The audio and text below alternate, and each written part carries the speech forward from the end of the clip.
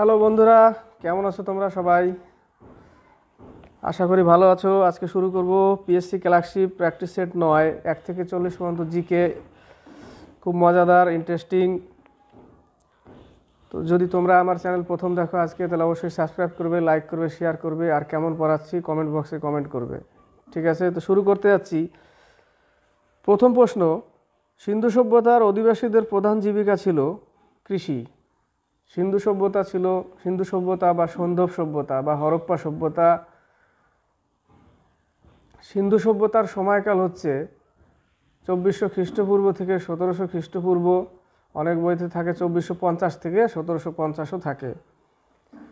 সিন্ধু সভ্যতার খোঁজ করা হয়েছিল কার্বন ডেটিং, সি লিখে উপরে 14 থাকে, কার্বন ডেটিং দ্বারা, যেটা জীবাশ্মর আয়ু নির্ধারণ করা হয় কার্বন ডেটিং। তো কার্বন ডেটিং দ্বারা খোঁজ করা হয়েছিল সিন্ধু সভ্যতার আকার কেমন ছিল, ত্রিভুজাকার। সিন্ধু সভ্যতা ওকেই হরপ্পা সভ্যতা বা সন্ধব সভ্যতা বলে। সিন্ধু নদীর তীরে তৈরি হয়েছিল সিন্ধু সভ্যতা। সিন্ধু সভ্যতার আকার কেমন ছিল, ত্রিভুজাকার। সিন্ধু সভ্যতার পশ্চিমে ছিল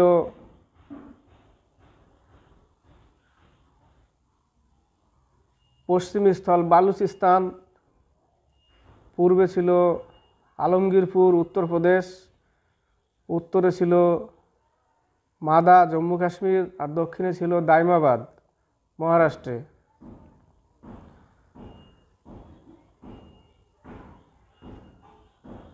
এই হলো সিন্ধু সভ্যতার পুরো স্থল, কোন দিকে কোনটা ছিল। তো সিন্ধু সভ্যতার আকৃতি কেমন ছিল, ত্রিভুজাকার। এখানে বলেছে সিন্ধু সভ্যতার অধিবাসীদের প্রধান জীবিকা কৃষি, আর এদের কৃষির মধ্যে প্রধান ফসল ছিল গম এবং যব। আর মনোরঞ্জনের সাধন ছিল পাশা খেলা, মাছ ধরা, শিকার করা, আর পশু পাখিদের মধ্যে লড়াই। এগুলো ছিল ওদের মনোরঞ্জনের সাধন। সিন্ধু সভ্যতা খোঁজ করেছিল দয়ারাম সাহানি 1921 সালে, যেটাই হরপ্পা সভ্যতা। ওর আবিষ্কারককে খোঁজ করেছিল কে, দয়ারাম সাহানি। সিন্ধু সভ্যতার সবথেকে 6টা বড় নগর ছিল মহেঞ্জোদারো, গণবাড়িবালা, রাখিগড়ি, মহেঞ্জোদারো, গণবাড়িবালা, লোথল, রাখিগড়ি,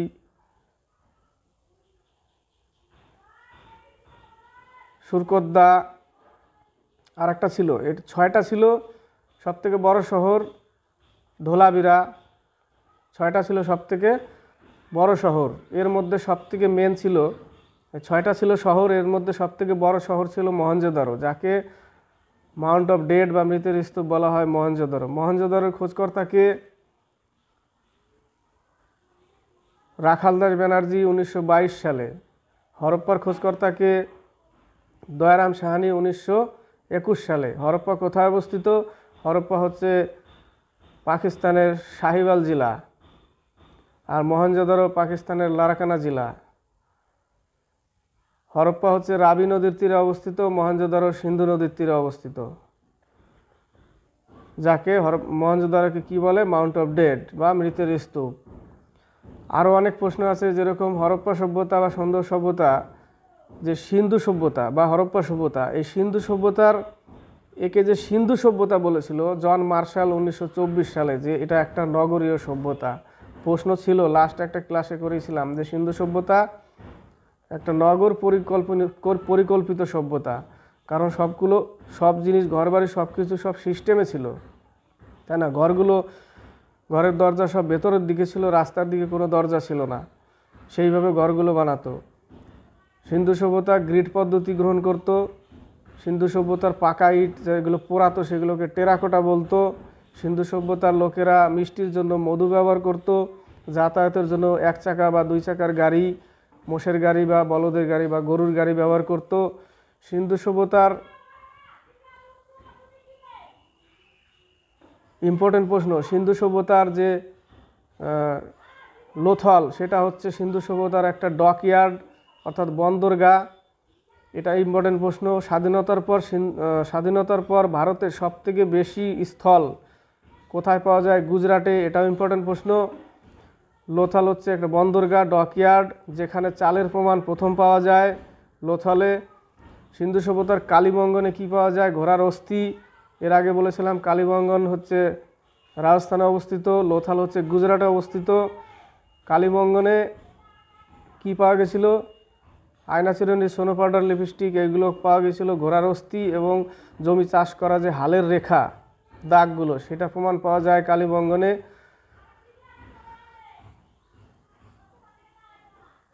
নকশাদার ইট, সেটার প্রমাণ পাওয়া যায় কালীবঙ্গনে।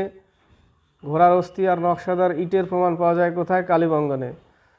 তো মহেঞ্জোদারো একশৃঙ্গী পশুর উল্লেখ আছে। মহেঞ্জোদারোতে পূজনীয় পশু হচ্ছে কুবেরবেলা ষাঁড়, অর্থাৎ কুজুত পিঠে যে ষাঁড়গুলোর যে জট থাকে দেখি না আমরা, ওই টাইপের কুজবেলা ষাঁড়, সেটা হচ্ছে বিশেষ পূজনীয় ষাঁড়। হরপ্পা সভ্যতা ছিল মাতৃস্বত্নাত্মক।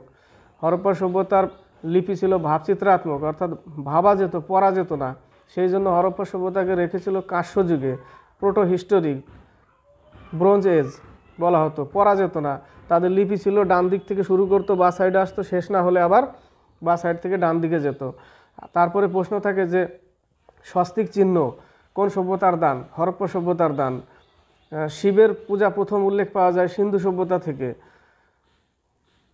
সিন্ধু সভ্যতার বৃহৎ স্নানাগার কোথায় পাওয়া যায়? মহেঞ্জোদারো। মহেঞ্জোদারোতে পাওয়া যায় সিন্ধু সভ্যতার বিশাল স্নানাগার। সিন্ধু সভ্যতার সাথে ওই সময় আর কোন সভ্যতার মিল ছিল? মেসোপটেমিয়া। হ্যাঁ, মেসোপটেমিয়া, যার বর্তমান নাম কি? ইরাক। আগে কি ছিল? মেসোপটেমিয়া। ঠিক আছে। তো সিন্ধু সভ্যতার মূর্তির পূজা ছিল, কিন্তু মন্দির ছিল না, এই জন্য বৃক্ষ পূজা করতো, গাছের নিচেই পুজো হতো। সিন্ধু সভ্যতা মাতৃসত্তাত্মক এই জন্যই বলেছে যে সিন্ধু সভ্যতার মহেঞ্জোদারোতে কাষ্য প্রতিমা পাওয়া গেছে। মহেঞ্জোদারোতে কাষ্য প্রতিমা পাওয়া গেছে। আর হরপ্পা সভ্যতার যে মুদ্রা, সেই মুদ্রাতে কি পাওয়া গেছে? মহিলার গর্ভ থেকে অঙ্কুরিত চারা গাছ বেরোচ্ছে, এগুলো পাওয়া গেছে হরপ্পা থেকে। আর কাষ্য প্রতিমা মহেঞ্জোদারো থেকে পাওয়া গেছে।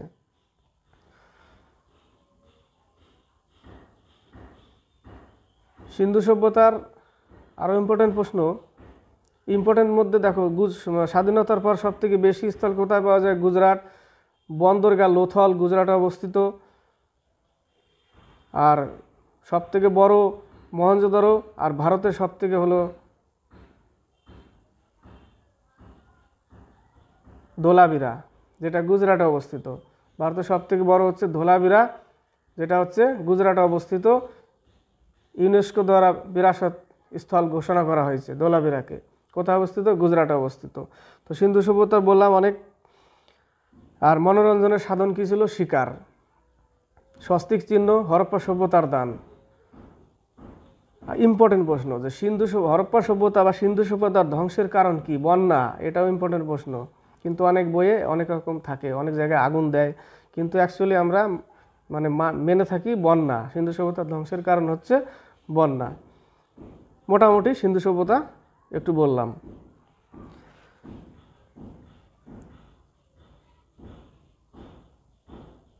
দুই নম্বর, দিব্য জীবন অর্থাৎ লাইফ ডিভাইন। লাইফ ডিভাইন হচ্ছে অরবিন্দ ঘোষ। এর সাথে আরেকটা থেকে ডিভাইন লাইফ, সেটা হচ্ছে শিবানন্দ। ডিভাইন কমেডি দান্তে, তাই না? তো একের এ নম্বর, দুইয়ের হচ্ছে বি, যে লাইফ ডিভাইন কে রচনা করে? অরবিন্দ ঘোষ। আরও আছে new lamps for old, Bhavani Mandir, ashes on Gita, collected poems and plays.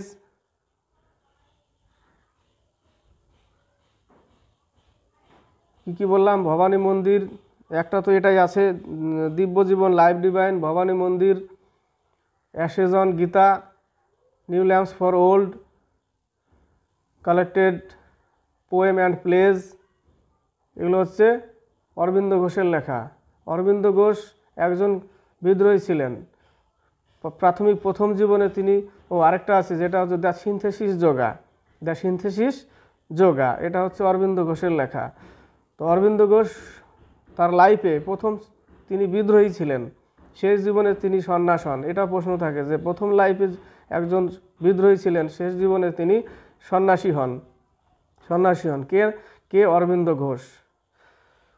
Swami Vivekananda, দেখো স্বামী বিবেকানন্দ কিছু বই লেখে, Karmayoga, Rajayoga, Jnanayoga, Bhaktiyoga, my master, lectures from Colombo to Almora.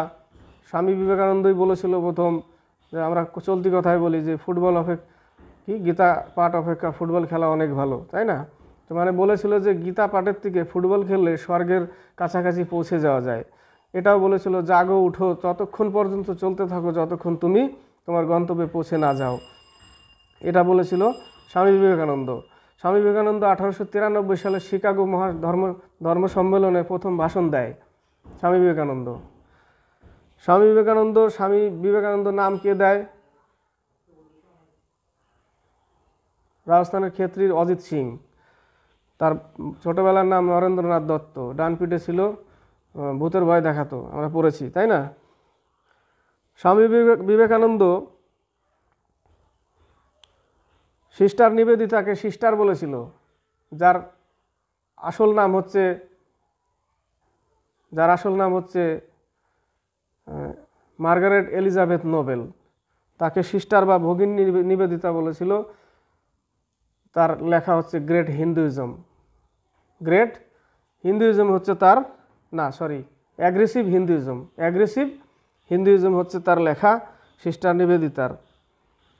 Bhagat Singh লিখেছিল, দেখো ইনকিলাব জিন্দাবাদ নারা দিয়েছিল, যাকে শহীদে আজম বলা হয়। শহীদ আজম ভগৎ সিং, কয়েদি আজম আলী জিন্না। মোহাম্মদ আলী জিন্নাকে কয়েদি আজম বলে, ভগৎ সিংকে বলে শহীদে আজম। ইনকিলাব জিন্দাবাদ স্লোগান কে দিয়েছিল? ভগৎ সিং। ভগৎ সিংয়ের লেখা হচ্ছে मैं नास्तिक क्यों हूँ। সব থেকে ইম্পর্টেন্ট লেখা হচ্ছে मैं नास्तिक क्यों हूँ। আত্মকথা, সমাজবাদের আদর্শ, আর মৃত্যুকে দোয়ার পর ভারতে ব্রিটিশ সাম্রাজ্যবাদ।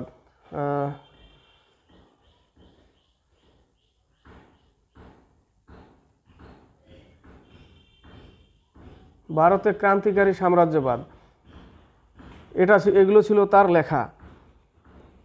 তাহলে 2 হচ্ছে বি নম্বর। 3 নম্বরে রঙ্গস্বামী কাপ কোন খেলার সাথে যুক্ত? দেখো রঙ্গস্বামী হকি খেলার সাথে। Aga Khan cup, Rangaswamy Beighton cup, hockey, major Dhyan Chand trophy, Nehru trophy. এর আগে আমার একটা বন্ধু বলেছিল, দাদা নেহেরু ট্রফিটা হকিতে হবে, হয়তো মিস্টেক হয়ে গেছিলো। Nehru trophy hockey, Dhyan Chand trophy hockey, Maharaja Ranjit Singh gold cup hockey, Scindia gold cup hockey, Indira Gandhi gold cup hockey, Bombay gold cup hockey. তারপরে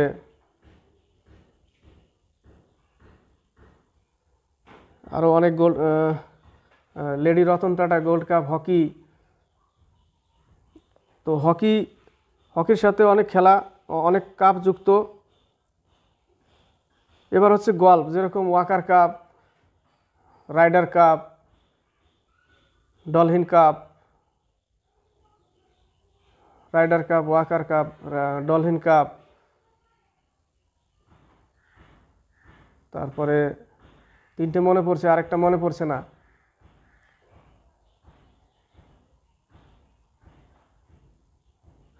যাই হোক, গল্পে এগুলো যুক্ত। 4 নম্বর ট্রাই এর সম্পূর্ণ রূপ হলো telecom regulatory authority of India. D number answer. নিম্নলিখিত কোনটি জাতিসংঘের অঙ্গ নয়? দেখো 5 নম্বর রাজ্য পরিষদ জাতিসংঘের অঙ্গ নয়। জাতিসংঘের 6টা অঙ্গ। ইউনাইটেড নেশনস 24 অক্টোবর 1945 সালে কোথায়? ম্যানারহাটন দ্বীপে গঠন করা হয় 24 অক্টোবর 1945 সালে। তো জাতিসংঘের অঙ্গ 6টা, তার মধ্যে রাজ্য পরিষদ নাই। আন্তর্জাতিক বিচারালয়, যেটার মুখ্যালয় হচ্ছে দি হেগ, নেদারল্যান্ডের দি হেগ শহরে। সাধারণ পরিষদ, যেটা হচ্ছে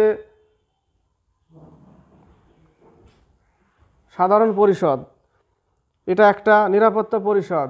জাস্টিস কাউন্সিল নিরাপত্তা পরিষদ। সাধারণ পরিষদ হচ্ছে জেনারেল অ্যাসেম্বলি, তারপরে ট্রাস্টিশিপ, আর্থিক এবং সমাজবাদী কাউন্সিল, যেটা ইকোনমিক অ্যান্ড সোশ্যাল কাউন্সিল। কটা বললাম? 3টে। আর্থিক এবং সমাজবাদী কাউন্সিল এটা হচ্ছে 4টে, আর ট্রাস্টিশিপ 5টা, আর হচ্ছে সচিবালয় বলতে ওটা হচ্ছে সেক্রেটারিয়েট, যেটা সেক্রেটারিয়েট, এটা হচ্ছে এই 6টা হচ্ছে জাতিসংঘের অঙ্গ, কিন্তু রাজ্য পরিষদ এটা অঙ্গ নয়। 24 অক্টোবর 1945 সাল, দেখো 6টা অঙ্গের মধ্যে নেদারল্যান্ডের হেগ শহরে যে আন্তর্জাতিক বিচারালয় সেটাই একমাত্র দি হেগ শহরে, বাকিগুলো সব মুখ্যালয় নিউ ইয়র্কে। ঠিক আছে। 6 নম্বর, কেন্দ্রীয় ধান গবেষণার কেন্দ্র কোথায় অবস্থিত? কটক। কেন্দ্রীয় ধান গবেষণার কেন্দ্র কটকে অবস্থিত। নিউ দিল্লি রাজপথ, সড়কপথ, কৃষি অনুসন্ধান সংস্থান নিউ দিল্লি। কটকে হচ্ছে ধান, সিমলা হচ্ছে আলু। রাজমন্দ্রি 1947 সালে অন্ধ্রপ্রদেশের রাজমন্দ্রিতে প্রথম তামাক গবেষণা কেন্দ্র। 7 নম্বর, কেন্দুলি মেলা কোথায় অবস্থিত হয়? পশ্চিমবঙ্গে। কেন্দুলি মেলা পশ্চিমবঙ্গের বীরভূম জেলা অজয় নদের তীরে। উড়িষ্যার বিহান মেলা, রথযাত্রা উড়িষ্যার। উত্তরপ্রদেশের কুম্ভ মেলা সবথেকে বড় মেলা ভারতের। 6 বছর পর হলে ওটা অর্ধকুম্ভ, 12 বছর পর হলে পূর্ণ কুম্ভ, 12 স্কোয়ার করলে 144, ওটা হচ্ছে মহাকুম্ভ উত্তরপ্রদেশে। রাজস্থানের ঘুমার পুষ্কর মেলা রাজস্থানে অবস্থিত। উটের মেলা হয় পুষ্কর মেলা। পুষ্কর হ্রদ কোথায় অবস্থিত? রাজস্থানে। 7 নম্বর, 7-এর উত্তর হচ্ছে এ। এবার হচ্ছে 8 নম্বর থেকে 13 নম্বর। 8 নম্বরে বলেছে ভারতে কতগুলি রাজ্যের সাথে নেপালের সীমানা রয়েছে? ভারতের কতগুলি রাজ্যের সাথে নেপালের সীমানা? নেপালের সীমানা দেখো, পশ্চিমবঙ্গ, বিহার, সিকিম, উত্তরপ্রদেশ, উত্তরাখণ্ড। কটা? 5টা। উত্তর সি 5টা। পশ্চিমবঙ্গ, বিহার, সিকিম, উত্তরপ্রদেশ, উত্তরাখণ্ড, 5টা রাজ্যের সাথে। 9 নম্বর, নিচের কোন নদীটি খাড়ি তৈরি করে? খাড়ি তৈরি করে নর্মদা, তাপ্তি, মাহি, পেরিয়ার। নর্মদা, তাপ্তি, মাহি, পেরিয়ার। বাকিগুলো দেখো কি কি বললাম? নর্মদা, তাপ্তি, মাহি, পেরিয়ার, গ্রেট পেরিয়ার। তো 9 হচ্ছে খাড়ি তৈরি করে নর্মদা। কৃষ্ণা, কাবেরী, গোদাবরী, তুঙ্গভদ্রা, দামোদর, ব্রাহ্মী নদী, মহানদী, পেন্নোর নদী, এগুলো সব পূর্ব বাহিনী নদী। আর এই 3টে যেটা বললাম 4টে, এটা হচ্ছে পশ্চিম বাহিনী নদী, এরা খাড়ি তৈরি করে। গঙ্গা হচ্ছে দক্ষিণ পূর্ব বাহিনী নদী। তো নিচের কোন নদীটি খাড়ি তৈরি করে? নর্মদা, সি নম্বর। 10 নম্বর, রাজ্যের রাজ্যপালকে কে শপথ বাক্য পাঠ করান? হাইকোর্টের প্রধান বিচারপতি, এ নম্বর অ্যান্সার। রাষ্ট্রপতিকে কে শপথ বাক্য পাঠ করান? সুপ্রিম কোর্টের প্রধান বিচারপতি। সুপ্রিম কোর্টের প্রধান বিচারপতি কার সামনে শপথ বাক্য পাঠ করে? রাষ্ট্রপতির কাছে। রাষ্ট্রপতি ভারতের প্রথম নাগরিক। কে? রাষ্ট্রপতি।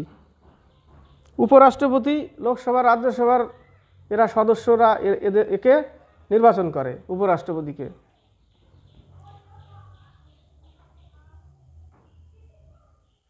11 নম্বর, নিম্নলিখিত কোনটি জার্মানির সংবিধান থেকে ধার নেওয়া হয়েছে? জরুরি অবস্থায় মৌলিক অধিকার বাতিল। জরুরি অবস্থা 3টে আছে, তাই না? 352, 356, 360। যে এই সময়গুলো যদি আসে ভারতে, তাহলে এই সময় মৌলিক অধিকার, অর্থাৎ আমার যে ব্যক্তিগত অধিকার, সেটা থেকে আমাকে বঞ্চিত করতে পারে, সেটাই বলেছে। তো জার্মানির সংবিধান থেকে নেওয়া হয়েছে। সংবিধান সংশোধন এটা নেওয়া হয়েছে দক্ষিণ আফ্রিকা থেকে। 11 হচ্ছে ডি নম্বর অ্যান্সার। সংবিধান সংশোধন দক্ষিণ আফ্রিকা। যুক্তরাষ্ট্রীয় ব্যবস্থা কানাডা। এক নাগরিকত্ব ইংল্যান্ড থেকে। নীতি নির্দেশক আয়ারল্যান্ড থেকে। মৌলিক অধিকার আমেরিকা থেকে। মৌলিক কর্তব্য রাশিয়া থেকে। ইম্পর্টেন্ট প্রশ্ন, এগুলো থেকে প্রশ্ন আসে। 12 নম্বর, যখন একটি বন্দুক থেকে একটি গুলি নিক্ষেপ করা হয় তখন বুলেটের গতিশক্তি বন্দুকের চেয়ে বেশি হয়। এখানে ভরবেগ সংরক্ষণ নিউটনের থার্ড ল কাজ করে এই জায়গাটা, তাই না? ভরবেগ সংরক্ষণ বা নিউটনের থার্ড ল কাজ করে। তো বন্দুক থেকে যখন গুলি নিক্ষেপ করা হয় তখন বুলেটের গতিশক্তি বন্দুকের চেয়ে বেশি হওয়ার কারণ, হালকা জিনিস দেখো, সিম্পল বোঝাচ্ছি। ভরবেগ সংরক্ষণ নিয়ে অনেকে বুঝতে পারে না জিনিসটা কি ভরবেগ সংরক্ষণ। ধরে নাও ওদিক থেকে একটা ট্রাক আসছে, একটা ট্রাক ওদিক থেকে আসছে, এদিক থেকে একটা ভ্যান গাড়ি বা ঠেলা যেটাকে আমরা বলি 3 চাকার গাড়ি, ভ্যান গাড়ি, তোর ভর কম, ট্রাকটা স্পিডে তো আসতে পারছে না, ধরো ভর বেশি, স্পিড কম হচ্ছে ওর। এদিক থেকে ভ্যানটা পুরো স্পিডে যাচ্ছে কিন্তু ওর ভর কম। যখন টক্কর লাগবে তখন কি হবে? তখন ওই ভ্যান বেশি দূরে ছিটকে যাবে কিন্তু গাড়ি যাবে না। বোঝা গেল ব্যাপারটা? তাহলে কি হবে? তাহলে গাড়ির ভর ইন্টু বেগ ইকুয়াল টু ভ্যানের ভর ইন্টু বেগ। ভ্যানের ভর কম, বেগ বেড়ে যাবে, তো বেগ বেড়ে গিয়ে যেটা বেড়ে যাবে সেটা ইন্টু ভ্যানের ভর গুণ করলে যা হবে, গাড়ির ভর ইন্টু বেগ গুণ করলে তাই হবে, কারণ গাড়ির বেগ কমে যাবে, বেগ কম থাকবে। তো ইকুয়াল করার জন্য ভ্যানের বেগকে বাড়তে হবে, ভ্যানের ভর তো আর বাড়বে না, সেটা তো একই থাকবে, কিন্তু ইকুয়াল করতে গেলে ভ্যানের বেগকে বাড়াতে হবে, তাহলে ভরবেগ সংরক্ষণ হবে। তাই তো হয়, মোটা মানুষের সামনে হঠাৎ করে আমার যদি ধাক্কা লেগে যায় তা আমি তো ছিটকে বেশি দূর চলে যাব, কারণ ওর ভর বেশি, ও কম যাবে, তাহলে ওর ভর ইন্টু বেগ, আর আমার ভর কম, আমাকে বেগ বাড়াতে হবে ভরবেগ সংরক্ষণ বানাতে গেলে। বোঝা গেল? 13 নম্বর, রেকটিফায়ারের সাহায্যে পরিবর্তন করা হয়। রেকটিফায়ার এসি ভোল্টেজ থেকে ডিসি ভোল্টেজ, রেকটিফায়ার, আর ইনভার্টার হচ্ছে ডিসি থেকে এসি। রেকটিফায়ার এসি ভোল্টেজ থেকে ডিসি ভোল্টেজ, আর ইনভার্টার হচ্ছে ডিসি ভোল্টেজ থেকে এসি ভোল্টেজ। 13 এ নম্বর অ্যান্সার। এবার হচ্ছে 14 থেকে 21, আয় ও ব্যয়ের হিসাব হলো নমিনাল অ্যাকাউন্ট, ডি নম্বর। দেখো অর্থ ব্যবস্থা থেকে কোশ্চিন, অর্থ নাই তো ব্যবস্থা কি করব। 14 D number nominal account. 15 number, the White Tiger উপন্যাসের লেখককে Aravind Adiga. White Tiger, the last man in tower, selection day, এগুলো অরবিন্দ আডিগার লেখা, ডি নম্বর অ্যান্সার। বাকিগুলো দেখো, Vikram Seth, the suitable boy, the golden gate, sonnet, unequal music, unequal music, হলো বিক্রম শেঠের। Shashi Tharoor, great India Nobel,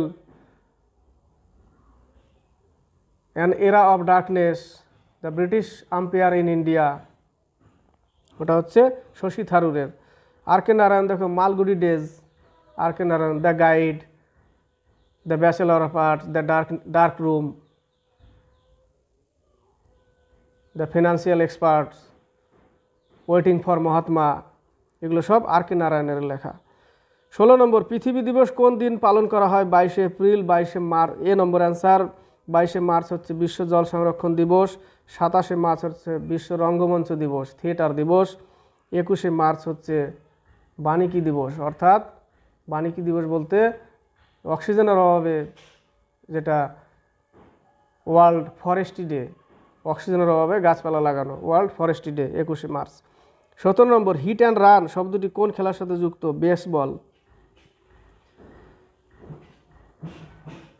বক্সিংয়ে দেখো জ্যাব, তারপরে আরও এরপরে এর জ্যাব, পাঞ্চ, কষান, এগুলো সব বক্সিংয়ে। 17 নম্বর এ নম্বর অ্যান্সার। বাগুরুম্বা লোকনৃত্যটি কোন রাজ্যের? বাগুরুম্বা এটা হচ্ছে আসামের। বিহু, বাগুরুম্বা, ওজাপালি, ভোর নৃত্য, এগুলো সব অসমের। মহারাষ্ট্রের লাবণী, তামাশা, মহারাষ্ট্রের লাবণী, তামাশা, নকটা, কলি, দরহি,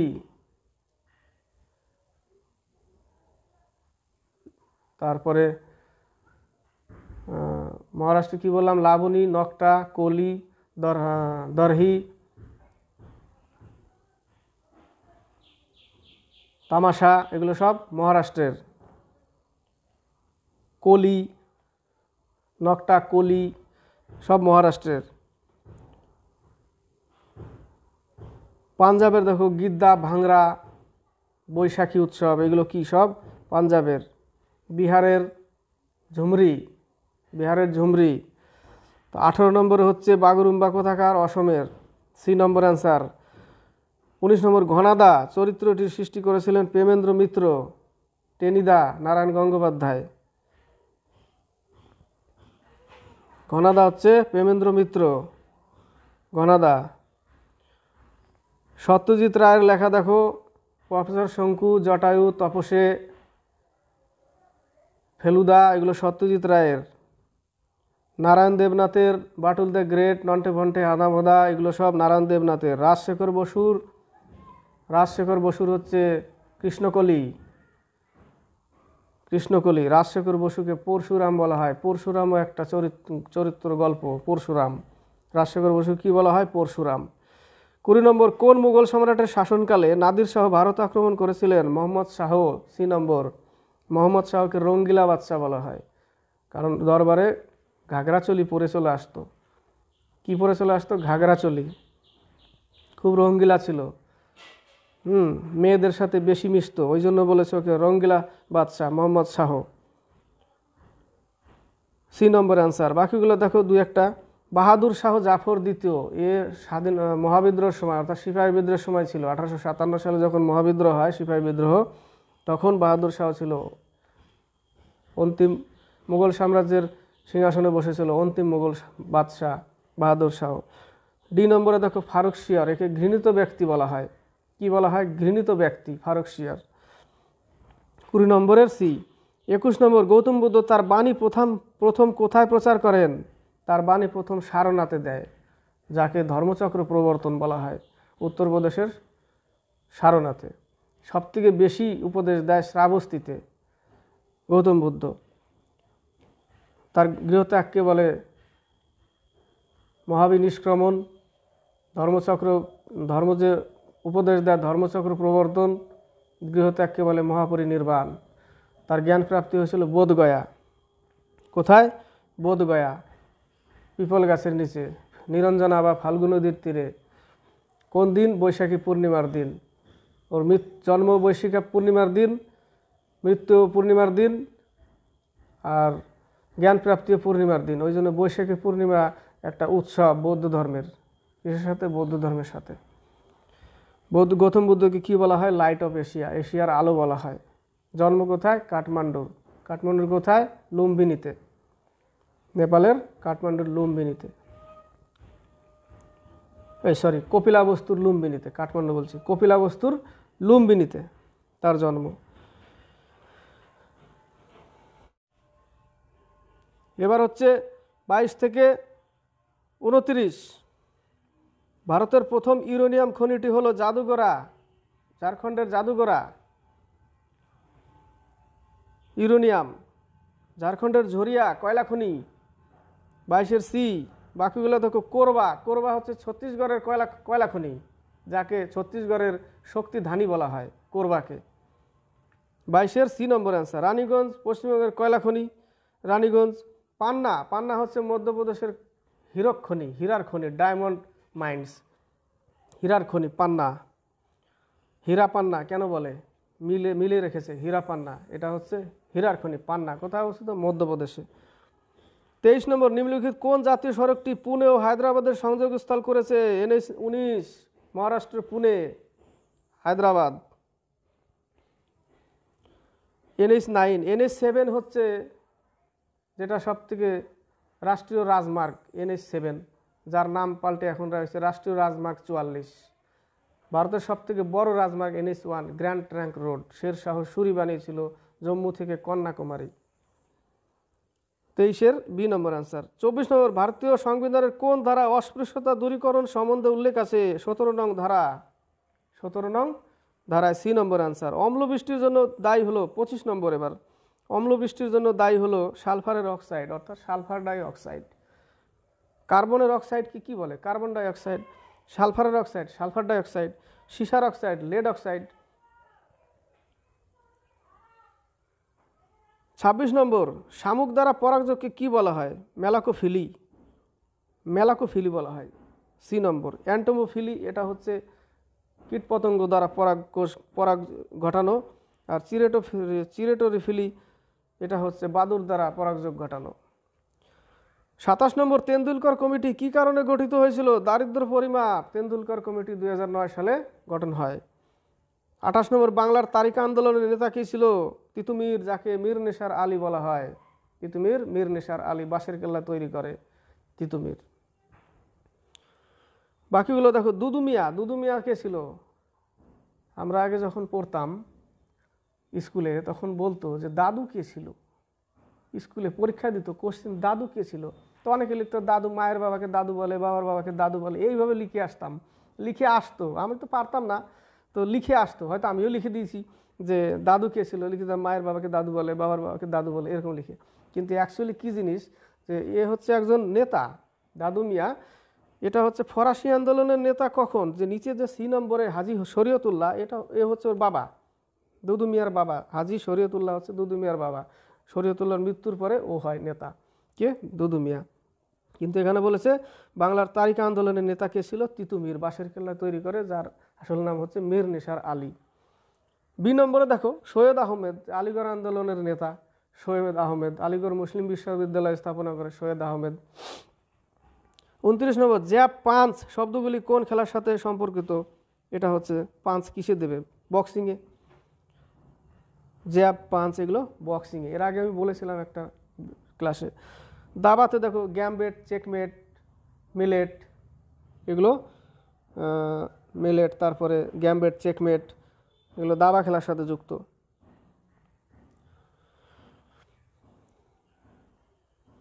তো 29-এর হচ্ছে এ নম্বর অ্যান্সার।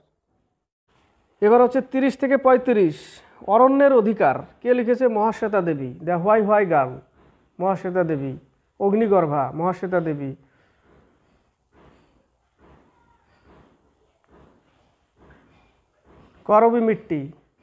করবা মিট্টি, মহাশ্বেতা দেবী।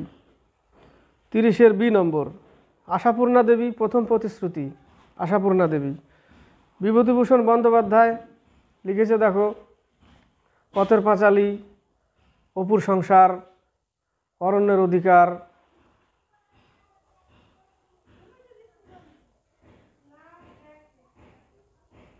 অপুর সংসার, অরণ্যের অধিকার, আদর্শ হিন্দু হোটেল, কি বললাম? অপুর সংসার, পথের পাঁচালী, আদর্শ হিন্দু হোটেল, অরণ্যক, 4টে বললাম না, আরও আছে। মানিক বন্দ্যোপাধ্যায়ের দেখো, পদ্মা নদীর মাঝি, অতসীমামি, জননী, পুতুল নাচের ইতিকথা, চতুষ্কোণ, এগুলো মানিক বন্দ্যোপাধ্যায়ের। বিভূতিভূষণ বন্দ্যোপাধ্যায়, পথের পাঁচালী, অপুর সংসার, আদর্শ হিন্দু হোটেল, অরণ্যক, 4টাই মনে পড়ছে, আর মনে পড়ছে না। তাহলে 30-এর বি নম্বর অ্যান্সার। 31, শুভা মুদগল নিম্নলিখিত কোন ক্ষেত্রে সম্পর্কযুক্ত? শাস্ত্রীয় সঙ্গীত, ডি নম্বর অ্যান্সার। সুইডেনের রাজধানী স্টকহোম, উগান্ডার রাজধানী কাম্পালা। 32-এর B answer. উগান্ডার রাজধানী কাম্পালা, সুইজারল্যান্ডের রাজধানী ওয়ান, অসলো হচ্ছে নরওয়ের রাজধানী অসলো। দেখো, নরওয়ের অসলো থেকে শান্তিতে নোবেল পুরস্কার দেওয়া হয়। প্রশ্ন থাকে যে শান্তিতে নোবেল পুরস্কার কোথা থেকে দেওয়া হয়? নরওয়ের অসলো থেকে। 33 নম্বর, ভারতের কোন জায়গাটি কালাপানি নামে পরিচিত? আন্দামান দ্বীপপুঞ্জ। কালাপানি বেশি তেরিবেরি করলে কালাপানিতে পাঠিয়ে দিত। চারদিকে সমুদ্র, মাঝখানে জেল, ভাগার কোনো রাস্তা নাই, সেই জন্য নাম দিয়েছে কালাপানি। 33-এর সি নম্বর, পশ্চিমবঙ্গের কোন জেলায় সবথেকে বেশি তামাক উৎপন্ন হয়? কোচবিহার। কোচবিহারে বেশি খৈনি খায় লোকে, বিড়ি খায়, ওই জন্য তামাক বেশি হয়। কোচবিহার, এ নম্বর অ্যান্সার। 35 নম্বর, রাষ্ট্রপতি নির্বাচন সংক্রান্ত বিরোধে চূড়ান্ত সিদ্ধান্ত নেওয়ার অধিকার কার আছে? Supreme court, D number answer. এবার হচ্ছে 36 থেকে 40। 36 নম্বর, নিম্নলিখিত কোনটি মানুষের পরিপাকতন্ত্রে অংশগ্রহণ করে না? গ্যাস্ট্রিন পরিপাকতন্ত্রে অংশগ্রহণ করে না, এ নম্বর। বাকিগুলো তো উৎসেচক। দেখো, টায়ালিন, ট্রিপসিন, পেপসিন, এগুলো উৎসেচক। খাবার সময় মুখে লালাদি কী বেরোয়? টায়ালিন। তাহলে 36-এর এ নম্বর। 37, কোন পঞ্চবার্ষিকী পরিকল্পনার লক্ষ্য ছিল faster, more inclusive and sustainable growth? 12তম, ডি নম্বর অ্যান্সার। 38, সম্প্রতি অনুষ্ঠিত তাম্পতে তামতে ওপেন টেনিস প্রতিযোগিতায় পুরুষদের সিঙ্গেলসে কোন ভারতীয় চ্যাম্পিয়ন হলেন? সুমিত নাগাল, ডি নম্বর অ্যান্সার। 39 জলাতঙ্ক রোগ মোকাবেলায় 2023 সালের প্রচেষ্টার থিম কি? C number all for one, one health for all. All for one, one health for all, C number answer. 40 number দেখো, স্বচ্ছ ভারত মিশনের দ্বিতীয় ধাপে কত শতাংশ গ্রাম open defecation free, ODF, open defecation free plus মর্যাদা পেয়েছে? 75%। অর্থাৎ খোলা জায়গায় ন্যাচারাল কল, যেটা মানে ওপেন জায়গায় যেরকম বাড়িতে পায়খানা বাথরুম বানাতে হবে সেই ব্যবস্থা, খোলা জায়গায় এগুলো বন্ধ করতে হবে, সেটা কত শতাংশ প্লাস মর্যাদা পেয়েছে? 75%। মানে স্বচ্ছ ভারত অভিযান, এক কথায়, ঠিক না? স্বচ্ছ ভারত অভিযান, পরিষ্কার ভারতকে পরিষ্কার পরিচ্ছন্নতা রাখতে হবে, সেই জন্য ওপেন ডিফেকশন ফ্রি প্লাস মর্যাদা পেয়েছে কত পার্সেন্ট? 75%, এ নম্বর। তো মাই ডিয়ার স্টুডেন্ট, ভাই বোনরা, যদি ভালো লাগে তাহলে অবশ্যই সাবস্ক্রাইব করবে, লাইক করবে, শেয়ার করবে, আর কমেন্ট বক্সে কমেন্ট করবে কেমন পড়ালাম। আর হ্যাঁ, একটা রিকোয়েস্ট, অনেকে শেয়ার বলে কিনা, শেয়ার বলতে থেকে আমি দাদা শব্দটা ভালো পছন্দ করি আগে থেকে, কারণ আমার কোচিং সেন্টার চলে, আমার এরিয়ায় কোচিং সেন্টার চালাই, তো সবাইকে আমি দাদাই বলতে বলি, কারণ স্যার বললে কেমন একটা বিজ্ঞ বিজ্ঞ, দাদা বললে কি একটা নিয়ারেস্ট ভাব থাকে, কিন্তু স্যার স্যার থাকে না। তো অনেকে পারবে না, বলতে পারে না, অনেকে স্যারকে স্যারই বলতে পারে, দাদা বলতে গেলে হেজিটেশন হয়, সংকোচ হয়। তো আশা করি যদি ভালো লাগে, তাহলে ভালো লেগেছে আশা করি, কমেন্ট বক্সে কমেন্ট করবে, অবশ্যই সাবস্ক্রাইব করবে, লাইক করবে, শেয়ার করবে, আর যত পারবে শেয়ার করবে, যত পারবে শেয়ার করবে, আর তাড়াতাড়ি যেন সাবস্ক্রাইবার বাড়ে। হ্যাঁ, তো চেষ্টা করব এর থেকে আরও ভালো করার চেষ্টা। মানে সময় অভাবে একটু কম সময় পাই, তবুও চেষ্টা করি, ডিউটি চলাকালীন বই খাতা সব নিয়ে চলে যাই, শুধু তোমাদের জন্য না, শুরু থেকেই। আমার চাকরি 7 বছরের আগে থেকেই পড়া, তার 7 বছর মানে চাকরির লাইফেও পড়ছি এখনও, শুধু যে ইউটিউবের জন্য পড়ছি তা না, আমার সেন্টার চলে, তাদেরকেও দেখাতে হয় মাঝে মাঝে, তো ওই জন্য পড়াশোনাটা চালিয়ে যাচ্ছি আর কি। তবুও অনেক জায়গায় জং পড়ে গেছে, ঘষতে হয়, এখন মাজতে হয়, ঘষা মাজা করে একটু চকচকা করতে হয়। তো তোমরা চেষ্টা করবে পড়াশোনা, তোমরা তো এখন ফ্রি, সবসময় পড়াশোনার মধ্যে থাকবে, কোনো সময় আলতু ফালতু জিনিসের মধ্যে যাবে না, কারণ চাকরির সংখ্যা কম, ওই জন্য তোমাকে একটাই ভেবে নিতে হবে যে আমাকে একটাই অপরচুনিটি দিবে, একটাই সুযোগ আমার, ওটাতেই চাকরি আমাকে নিতে হবে, না হলে আমার 5 বছরের জন্য আবার 4 বছরের জন্য আবার বয়স বাড়বে, সময় চলে যাবে। তাহলে আজকে এই পর্যন্তই, এটুকু দিলাম আমি উপদেশ, আদেশ না, উপদেশ বললাম তোমাদের ভালোর জন্য। তাহলে কমেন্ট করবে, আর সাবস্ক্রাইব করবে, লাইক করবে, শেয়ার করবে। আজকে এই পর্যন্তই, নেক্সটে আবার নিয়ে আসবো। আজকে কত নম্বর করালাম? আজকে 9 নম্বর না, এরপরের দিন 10 নম্বর। আরেক ভাই বলেছে দাদা সায়েন্সটা লাগবে, তো একসাথে দিব আমি, এটাও দিব না যে মানা করব না, কারণ ইউটিউব চ্যানেলে আমার সায়েন্স, ম্যাথ অ্যান্ড ফিজিক্সের উপরে, তো কন্টেন্ট বানাতে গেলে সময় লাগে, তো ধীরে ধীরে আসবো, আস্তে আস্তে। আপাতত এইটুকু নিতে থাকো, ফল প্রসাদ, এরপর খিচুড়ি আসবে অবশ্যই। তো আজকে এই পর্যন্তই, আর বেশি কিছু বলবো না।